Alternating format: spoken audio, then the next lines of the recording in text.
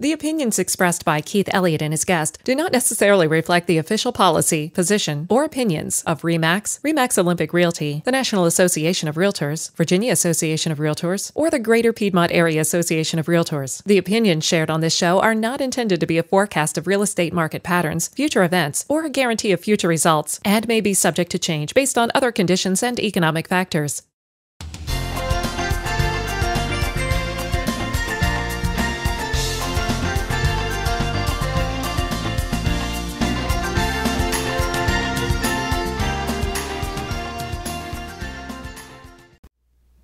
Hi, I'm Keith, and today I'd like to talk to you about cash for keys and tell you a little bit about how that concept generally works out in the field.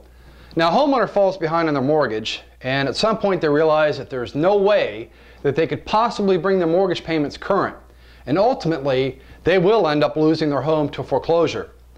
Now, in most cases, homeowners will generally move out prior to the foreclosure actually taking place, knowing that there's nothing they can do to alter or change the outcome. They accept this fact and leave.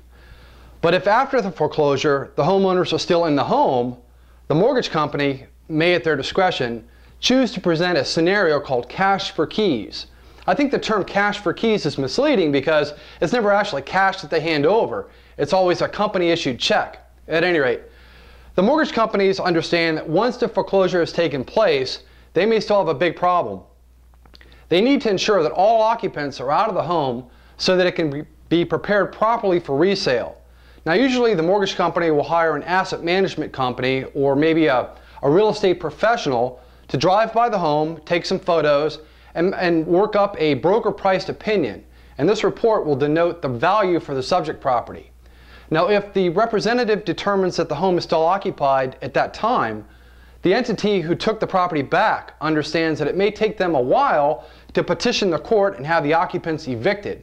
So one thing they'll try to do to help speed that process along is offering the homeowners cash if they agree to vacate by a specified date. Now, of course, there will be conditions. Namely, the occupants have to leave the home on the date specified, the home must be broom clean, all trash removed, and the home can't have any significant damage or abuse. Normal wear and tear is acceptable, but not ripping the cabinets off the walls, punching holes, purposely flooding the home, removing copper plumbing for scrap, and so on. None of that kind of stuff. So the company will send out a letter stating in writing these terms and conditions and ask the homeowner to agree by signing and returning the document to them. Now, the homeowner should take into consideration that at this point in the game, if they don't agree to the cash for keys offer, the bank will generally not make a second offer. They can and sometimes do, but if you're one of those homeowners who are pressing your luck on this, you should understand that it's much easier to vacate peacefully and take a little money with you that you could use to start anew than to have a sheriff show up at your door with a hired crew who will place all your personal property on the curb and lock you out of your residence. You won't subject yourself to the public humiliation and embarrassment of your neighbors seeing all this go down. Now, I know none of this is pleasant because I've witnessed it firsthand. Evicting someone from their home can be very emotional for everyone involved.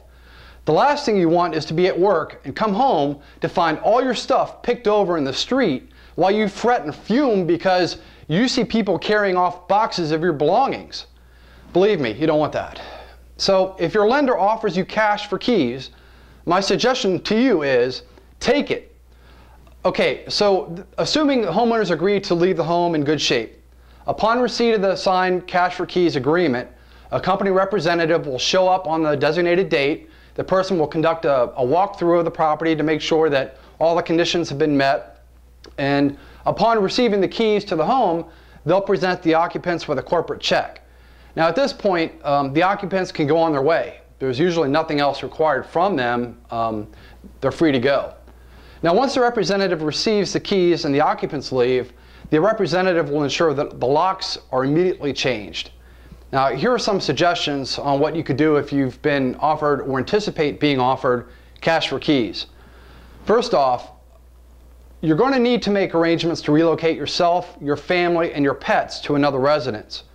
At this time, you should also be making plans on where you can put your stuff until you get settled in at your new place. Call around to check some local storage unit companies and see if any of them are offering a move-in special. Most of them typically do. Now once you have the storage unit or another safe place to store your things, move your belongings as quickly as you can. Get everything out. Wipe the counters off, do a quick sweep and a vacuum, and on the day you meet with your Cash for Keys representative, make sure you have checked all the areas of your home to ensure that you were able to get everything out.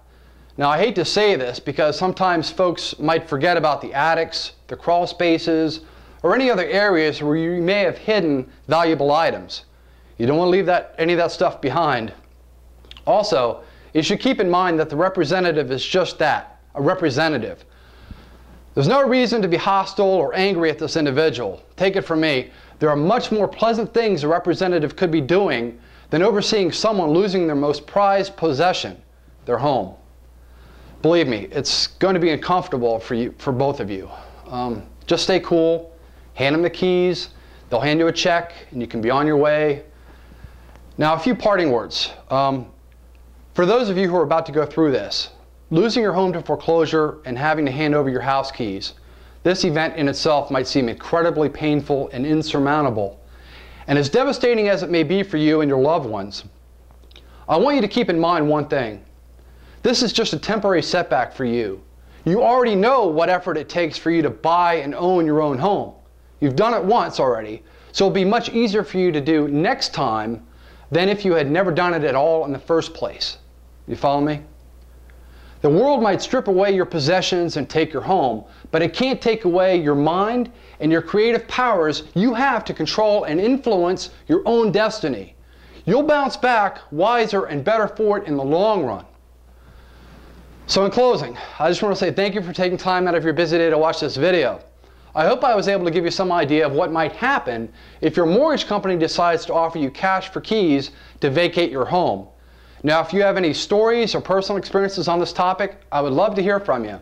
Feel free to send me a personal message or leave a comment down below. Thanks for watching, and have a great day.